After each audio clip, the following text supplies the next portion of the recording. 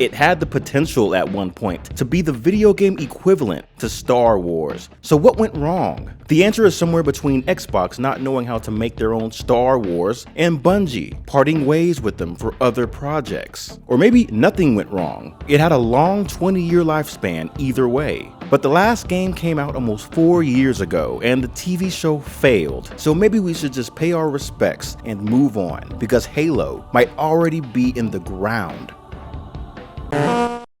I looked up the other day and realized that it's been 3 years since Halo's last game, maybe their final game, and it probably went over a lot of people's heads. I'm talking about Infinite, basically Halo 6, and I'm seriously questioning myself. Halo 6 already came out? Did I play that? Surely I already played that, right? Wait, did I not play this? Why am I so apathetic about it? I was a huge Halo fan at one point. I recall very distinctively how the hype was for Halo 2, 3, and 4. Then 5 came out, and then for some reason, 6 took a really long time to get here. There is actually a 6-year gap between 5 and 6. It really feels like a case of taking too long to give us a follow-up, so we stopped caring. This happens with movies, video games, album releases, anything in entertainment you can think of. This is why it's important to strike while the iron is hot. You wait around too long and you're gonna lose people's attention. And with that being said, let's figure out why Halo fizzled out the way it did before I lose everyone's attention. We all know about the Super Mario Bros. Of Microsoft. Halo was brought in to help sell the original Xbox. Y2K era was a great time for technology and video games. We already had the PS2 and the Sega Dreamcast, and Nintendo's next big thing was about to come out. But Microsoft had been working on something too, something that could actually compete in this new age gaming market. Microsoft already started putting out games for the PC, and were doing pretty well with that. So what they basically wanted to do as a next step, since they're already used to making PCs, was to more or less make a gaming PC as a console. So running off Windows 2000, the Xbox was very much like a computer from the year 2000. This new machine needed a new video game, something that could match the type of games Microsoft was already making for their PCs. A futuristic shooter was literally the best thing they could have gotten to side release with the Xbox in 2001. And this was really just a case of Microsoft acquiring the right video game company at the right time. Bungie was bought by them just a year before the Xbox release, but Halo had already been in development for years. Bungie's thing since the early 90s was strategy combat games and shooters with a lot of fantasy elements. The vibe of Halo was started with their Marathon games from the mid-90s that sold for Apple's Macintosh. Marathon was Halo's father. It's a first-person shooter set in space, in the future, and you have to fight an alien invasion. But the big Halo project had started development all the way back in 1995 after Marathon 2 released. Bungie already knew what they could do, and they had a lot of new ideas and would experiment for years. They had a connection, of course, with Apple, who they've already worked with before, and in 1999, the CEO, Steve Jobs, would like what he saw and agreed to show what they had at the Macworld conference in Expo as a computer game coming soon. We are starting to see some great games come back to the Mac, but this is one of the coolest I've ever seen. The name of this game was still in question, by the way. They literally came up with the permanent title, Halo, at the Expo in '99. Bungie kept tweaking the game though, including going from an open world game to a third person to a first person shooter. So even after Apple's blessing, Bungie was kind of struggling with the sales of their other games, and Halo just wasn't finished yet. I think Bungie knew they had something great, but everything had to be perfect. But in the meantime, they're losing deadlines and missing out on money. So it got to the point where they put the studio on sale. They needed a buyout. Given how Microsoft was working on the Xbox and needed a lineup of games, they'd make a deal. Bungie made an offer first as they knew Microsoft understood video games, and they had all that processing power behind it. After the deal was made to debut on the Xbox, all hands were on deck at Bungie, a studio already struggling with deadlines to finish this game and make it work with a brand new console. obviously very nerve-wracking for everyone involved. So after adding Combat Evolved to the title, because Halo was too broad, it finally released side by side with the Xbox for the holiday season. It wasn't an immediate success, it was all brand new, but the ball got rolling, word got out, and it took about 5 months to really see the sales results compared to the competition. 3 words for Halo 1, widespread critical acclaim. A magazine based in the UK praised Halo as the most important launch game for any console ever. And maybe it was. Halo changed the whole game. It brought us into the 21st century and made first-person shooters a dominant video game genre of the 2000s, inspiring other games like Gears of War. It inspired the long-running web series Red vs. Blue, which in its own right made a huge impact on internet pop culture. My personal experience with the hype of Halo was 2004's release of the sequel, Halo 2. I was just a kid in school, but I've never heard about a video game so much during its launch. I didn't even have an Xbox, but I couldn't go anywhere without hearing a kid talk about Halo for like a whole week. It was the same thing when San Andreas came out. So 2 words for that one. Highly anticipated. I didn't play Halo 2 till years later, but when I finally did, I was like, oh, I get it. The hype was well deserved. This game is incredible. It was the story and world building for me, but then it had online multiplayer capabilities, which were inspired by those old school LAN parties where people got together to play Halo. But given how this was still the original Xbox, online support and Xbox Live still needed some improvements. It was perfected by 2007 on the Xbox 360 with Halo 3. I have many fond memories of playing Halo 3 on multiplayer, and in that case, it was better than the actual campaign. Halo 2 was likely the opposite. The campaign mode of Halo 2 had to have been better than its online capabilities, but apparently the multiplayer was supposed to be more massive, and it just wasn't. Despite the massive success of the original trilogy, the development had Bungie feeling burnt out by around Halo 2.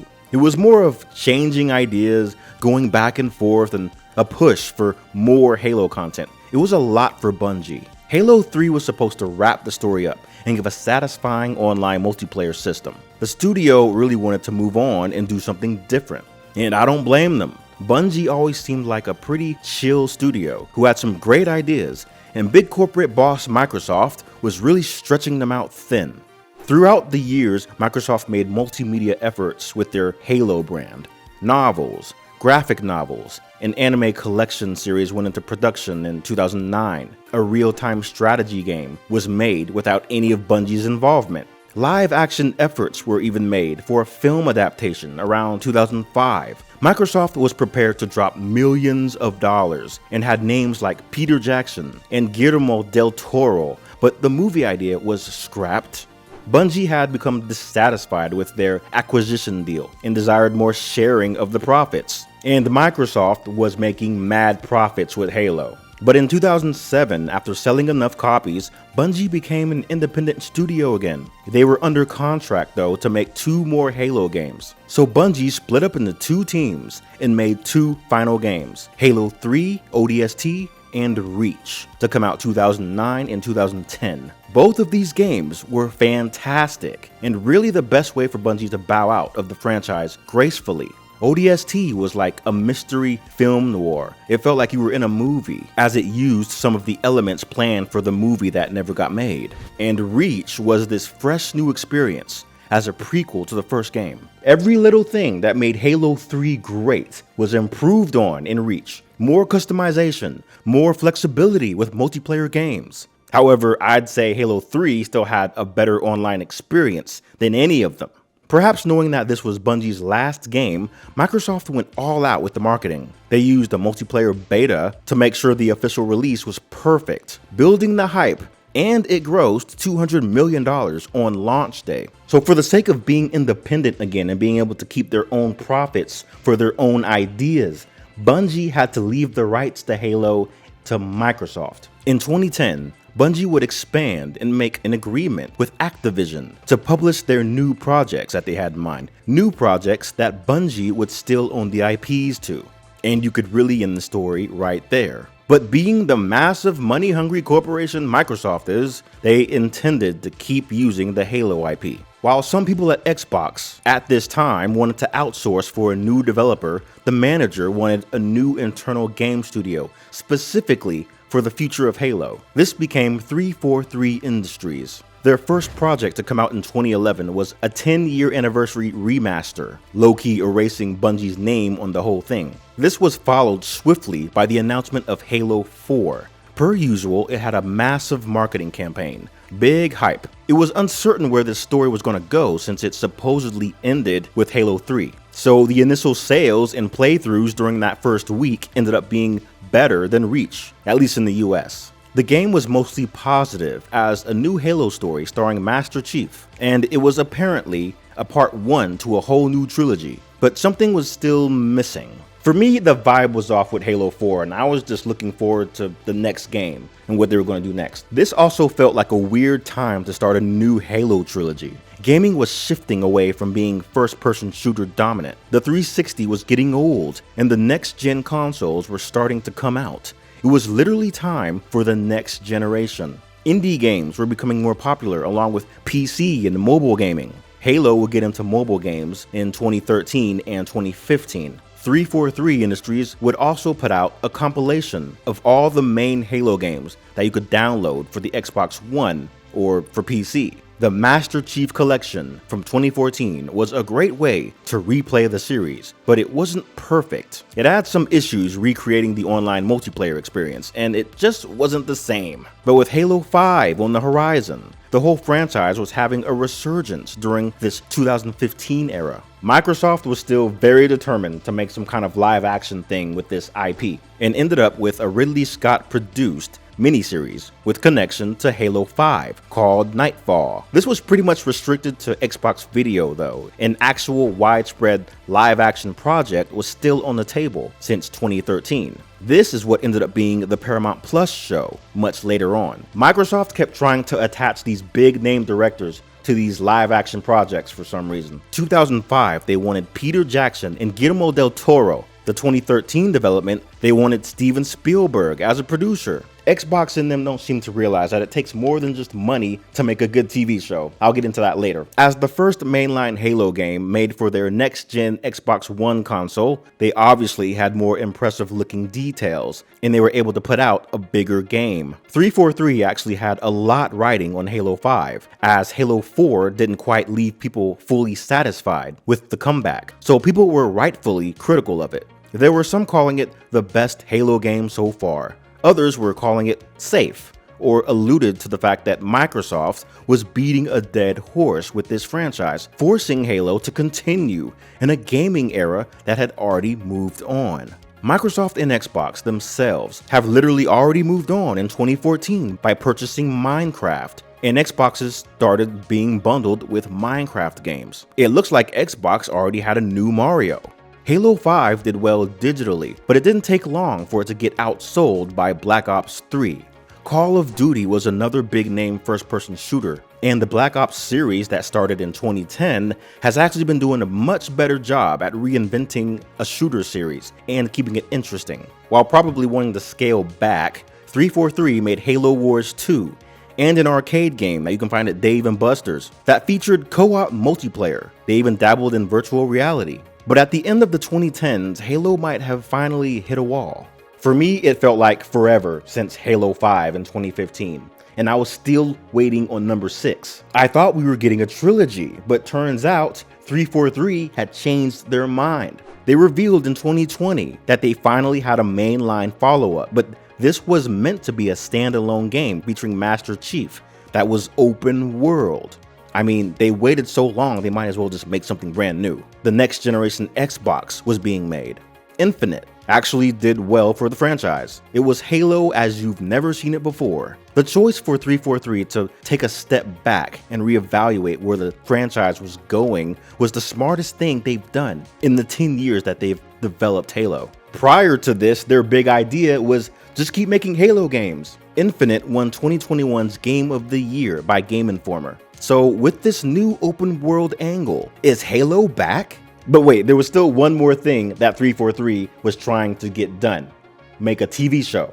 That show they've been trying to do with Steven Spielberg as a producer since 2013. Yeah, they've finally got that to premiere in 2022 on Paramount Plus. Halo, the TV series, had all the financing in the world for their visuals and action scenes, but it notoriously ignored the source material and just did its own thing. The thing that immediately turned me off from finishing it was how Master Chief just took off his helmet like it was nothing and revealed himself to be the serial killer slash rapist from Law & Order SVU. Now, the guy is a great actor, I'll give him that, but it's hard not to see him as one of the biggest villains in TV history. This was not a show for actual Halo fans. It was just something for fans of sci-fi, and I guess that's what helped it to get a season 2. But 10 years of development hell just to get canceled. Well, by now it's 2024 and 343 Industries is looking for a fresh start by rebranding their name into Halo Studios, something they probably should have done at the very beginning, but okay. And they're boasting plans to start using Unreal Engine 5 with multiple projects in development. The difference between now and when they shifted from Bungie is that they seem to have the right priorities this time. The games. They are now focused on making better games, and with the successor of the Xbox X and S on the horizon, and Halo Infinite still being a major win for the franchise, there might actually be a good future for Halo. Maybe Halo is on the verge of a major comeback. The thing is though, no matter what happens in the future, Halo is going to be having to rely mostly on nostalgia bait. Because it feels like the people growing up in the 2010s never got into Halo like that. It was old news 10 years ago. So now they have to get the old fans' attention and that of a whole generation and a half of sci-fi fans and regular gamers. So what happened to Halo? Basically, it had to rebrand. Its last game was in 2021, and it has a lot of catching up to do. Well, if you've made it this far, thanks. Like and subscribe to Retro Sick for more random nostalgia and interesting coincidences surrounding said nostalgia. And I will see ya in the next one.